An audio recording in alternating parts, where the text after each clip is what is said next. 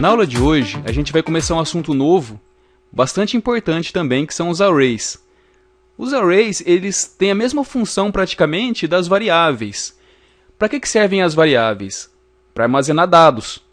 Os arrays também armazenam dados, só que na verdade eles armazenam uma lista de dados, enquanto que uma variável armazena um dado único.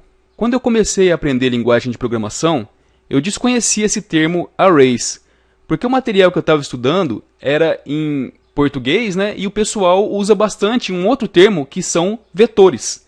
E esse termo ele vem lá da matemática no estudo de matrizes. Um vetor é uma matriz unidimensional. Outro nome também conhecido dos arrays é listas, porque um array é uma lista de dados.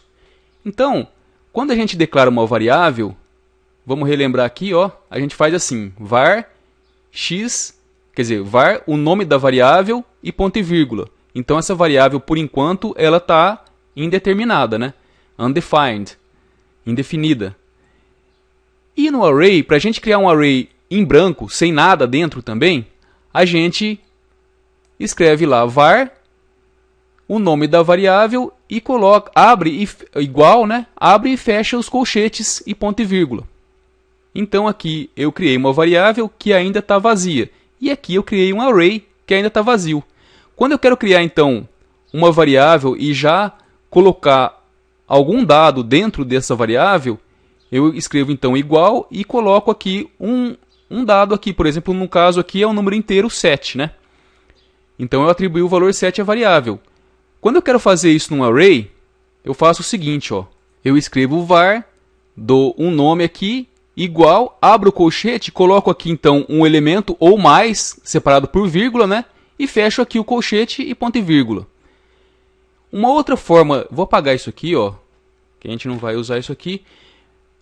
Uma outra forma da gente criar um array vazio é dessa forma aqui, ó. Aqui é diferente, quando a gente cria um array dessa forma aqui, a gente não está dizendo o número de elementos que a gente vai usar no array. Aqui não, aqui a gente já está dizendo, ó, que a gente vai usar 6 elementos. Da mesma forma, a gente pode fazer assim, ó. Então, quando eu crio um array desse modo aqui, eu já estou pré-definindo o número de elementos que eu vou ter lá no array. Isso aqui não importa muito em JavaScript, porque eu posso criar, por exemplo, um array de 6 elementos, mas futuramente aumentar esse tamanho do array, né? A linguagem JavaScript ela permite isso aí. Então, essas duas formas aqui de criar o array, elas não são muito usadas. A forma mais usual é essa aqui, então. Essa primeira aqui, que inclusive é mais simples. Só lembrando, então, que nesses dois casos aqui e nesse primeiro caso, eu estou criando, então, um array vazio. Mas nesse caso aqui, que eu coloquei o colchete, o 7 dentro do colchetes aqui, eu já estou, então, criando um array com um elemento. Então, vamos ver aqui essa representação do array aqui para a gente entender como é que ele fica lá armazenado na memória. Quando eu crio um array, por exemplo, aqui eu criei um array de tamanho 6, né, com 6 elementos. Quer dizer, espaço para 6 elementos. Então, eu tenho aqui 6 casinhas vagas aqui para colocar em cada uma delas aqui um elemento, né? Então aqui vão os elementos e quando eu quero chamar cada um desses elementos, eu tenho aqui os índices. Então eu sempre começo pelo 0. Então vamos supor aqui que eu quero colocar aqui um valor dentro aqui da terceira casinha. Como é que eu faria então? Vou colocar então o valor 33 dentro dessa terceira casinha. Qual que é o índice? O índice então não é 3, é 2, né? Porque começa pelo 0 aqui, então eu colocaria 33 nesse espaço aqui. Se de repente, lá no programa, eu faço isso aqui, ó. Eu tenho somente 6 elementos aqui, quer dizer, tem espaço para 6 elementos, e eu vou lá e coloco aqui o índice 20. O que vai acontecer? Então, automaticamente vai ser criado o array, ele vai ser aumentado o tamanho do array para até 21, né? O índice 20 aqui, então, são 21 elementos, né? Porque começa do 0, 20 mais 1, com o valor 3 lá no índice 20, né?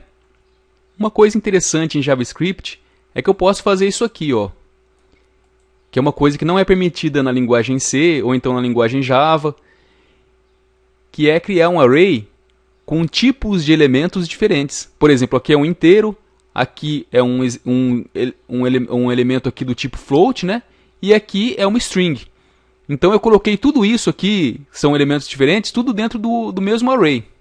Então aqui eu criei um array e chamei ele de elementos e já predefini aqui que o tamanho dele vai ser 4.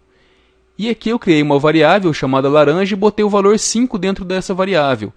Então eu peço para imprimir aqui no console a variável laranja. E aí ele me mostra aqui que a variável laranja está armazenada, dentro da variável laranja está armazenado o valor 5. Quando eu copio isso aqui, ó, o array, e peço para ele me mostrar, como eu já defini previamente que eu quero o tamanho dele com 4 elementos, eu consigo visualizar aqui então as vírgulas aqui que separam cada um desses elementos. Então vamos supor que ao invés de ver todos os elementos aqui, eu quero ver somente o primeiro, que seria o índice 0. Então eu colocaria lá 0. O que tem nele? Não tem nada, está indefinido. Vamos fazer o seguinte então. Eu quero lançar então a variável laranja dentro do array. Como é que eu faria então? Eu escreveria lá então elementos. E aqui eu quero jogar em qual posição lá. Vamos inventar aqui que eu quero a posição 2. A posição 2 seria então, o índice 2 seria lá então o terceiro elemento lá na nossa lista lá, né? E aí coloco aqui o nome da variável, né? Laranja. Agora eu consigo visualizar aqui então, ó, 1, 2, 3. Aqui na terceira casinha aqui eu tenho o valor 5, que é o que está armazenado dentro da variável laranja. Agora eu quero lá na primeira casinha lá, que seria então o índice 0, eu quero um valor diferente aqui. Por exemplo, eu vou jogar aqui o número 2.7. Então eu tenho lá no primeiro índice o valor 2.7. Vamos fazer o seguinte agora. Vamos colocar no último índice, que seria então o terceiro, né? A gente coloca aqui um array. Uva. Então eu tenho aqui somente o índice, o índice 1, né? Que seria a segunda casinha aqui, que está vazia por enquanto. O resto aqui já está então tudo preenchido.